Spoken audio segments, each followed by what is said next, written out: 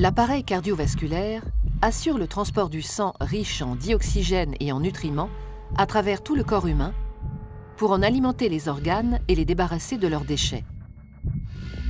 Il se compose de 3 grands types de vaisseaux sanguins qui forment un système clos. Les artères, les veines et les capillaires. Ces 3 types de vaisseaux composent un ensemble de 100 000 km de long à travers tout le corps.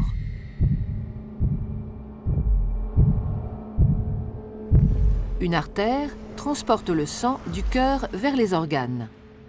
Les veines, à l'inverse, le transportent des organes vers le cœur. L'artère est donc un vaisseau partant du cœur. La veine, un vaisseau arrivant au cœur.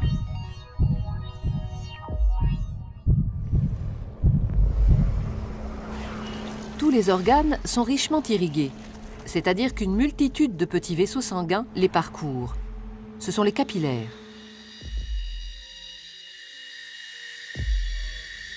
Les capillaires relient entre elles artères et veines dans les organes. C'est donc au niveau de ces vaisseaux très fins que les échanges se font entre le sang qui apporte nutriments et dioxygène et les organes qui se débarrassent du dioxyde de carbone et des autres déchets. Plus un organe est actif, plus l'apport de sang et les échanges sont importants. Les échanges ne sont possibles que parce que le sang circule en permanence dans les vaisseaux en sens unique. Il est mis en mouvement par le cœur qui fonctionne comme une pompe. Ce moteur de la circulation sanguine est un muscle creux et cloisonné. À chaque contraction, il propulse du sang dans les artères. Le cœur possède 4 cavités avec un côté droit et un côté gauche, composés chacun d'une oreillette et d'un ventricule. Le côté droit reçoit le sang pauvre en dioxygène. Le côté gauche, au contraire, le sang enrichi en dioxygène après son passage au niveau des poumons. Chaque contraction le propulse dans les artères.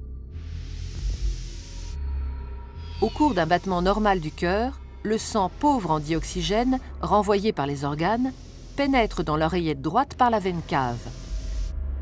La contraction de l'oreillette droite le fait passer dans le ventricule droit, qui, en se rétractant à son tour, l'expédie dans les poumons par l'artère pulmonaire. Après son passage dans les capillaires des alvéoles pulmonaires, le sang est enrichi en dioxygène et débarrassé de son dioxyde de carbone. Il revient alors dans l'oreillette gauche par les veines pulmonaires. La contraction de l'oreillette gauche le pousse dans le ventricule gauche, qui le propulse lui-même dans l'aorte pour être distribué dans les artères de l'ensemble du corps. Et ce cycle, vital pour l'organisme et l'être humain, se répète à l'infini.